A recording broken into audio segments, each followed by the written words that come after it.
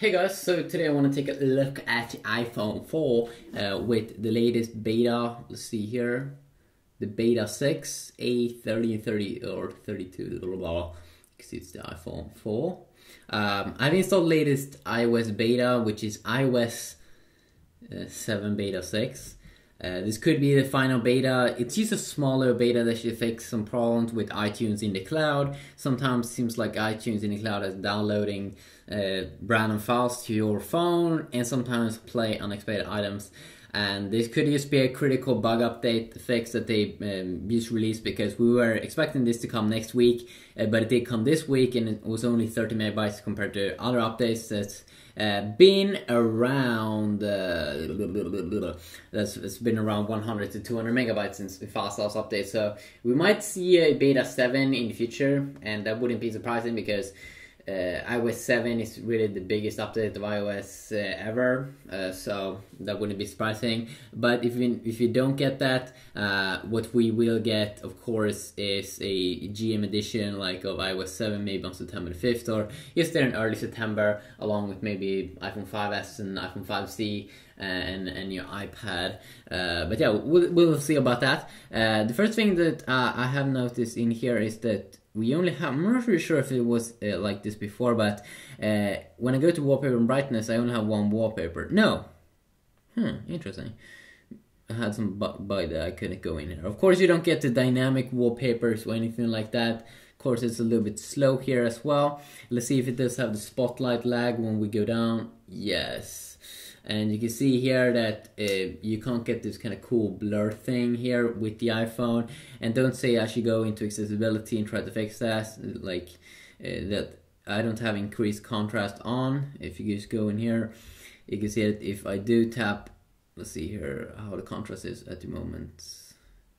Yeah, increase contrast. If I do increase this, it could be even like heavier, I think. You can see even more contrast, especially down here. You can see a big contrast down here, and let's see here, and also a big contrast here, especially big contrast up here as well. I think that they have that's a little bit more extreme if you have increased contrast to be on. Of course, an awesome update with beta 5 was that it was starting to become extremely smooth here in the menus. When you scroll from these pages, I think it's beta 3 and beta 4, it was really slow on the iPhone 4, but now they definitely have improved that, and of course that is super awesome. And also let's try here to bring up the control center. Okay, a little bit slow there. I also remember that in iPhone 4 I had a lot of problems here when I was trying to wake the phone up sometimes. And I really do enjoy that when the icons pop up that they have fixed, so it's like smooth. There we go, it's like super smooth. What else? What else can I say about this update? Of course, I might do various videos going over some other things. Let's see here, if we double tap, and let's try to open up a few apps.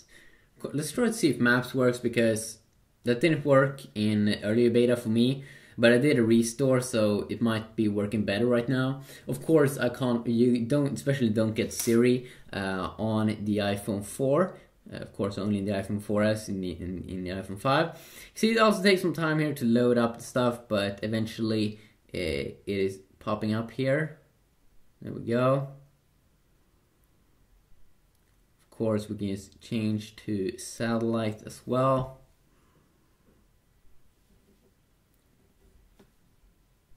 And it loads up everything just fine.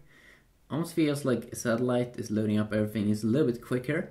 I'm not sure why it did turn fade the whole Maps browser, or Maps browser, I mean Maps app, why it did turn fade to gray. I don't think that did happen to earlier in iOS 7 beta 6 on iPhone 5 and iPhone 4S, but of course I can't tell for show. You can of course see that it still is a little bit slow here and there in the UI, and a lot of those things they're probably not going to be able to fix because I mean, I think that they've done a great job still providing iOS, the latest version of iOS on an iPhone 4 that's getting really old right now. I mean, soon closing into 4-year-old phone, but Apple's still supporting the device. I think that is like super amazing.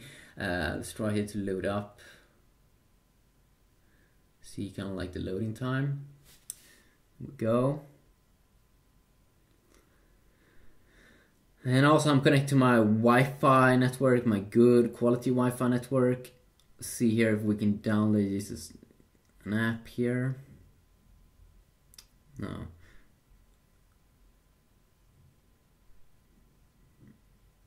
I wonder if I have to input my password or anything. Yes, to download an app I need to input my password and everything still. Just quickly a video checking it out because people wanted me to check it out. Don't expect too much, but it could definitely be a fix. For some of you, maybe boot time a little bit better, and also if you couldn't load up maps earlier, do a restore to the latest beta here, and hopefully you can get some better results. Let's see here now, we have a lot of apps. Also what I noticed is that, I mean, with beta or with iOS 7, there was something I didn't think about earlier, but in iPhone 5 and I think maybe on iPhone 4 as well, when you do it like this, then you can see the icons and everything move around on the screen. It was pretty cool. The panoramic wallpaper, I still don't believe you have that, especially not in the iPhone 5, and then especially you definitely won't have it inside of this one. Still don't have, of course, any filters or anything like that also in the camera app, and you don't have this panoramic mode as well. So let's see here, still a little bit slow here, but nothing super bad for an old iPhone. Don't expect too much, but overall I think it's still pretty good, but you should definitely maybe work for the GM edition before updating to iOS 7, or just wait now. I mean, we're really closing into a final version of iOS 7. Peace out.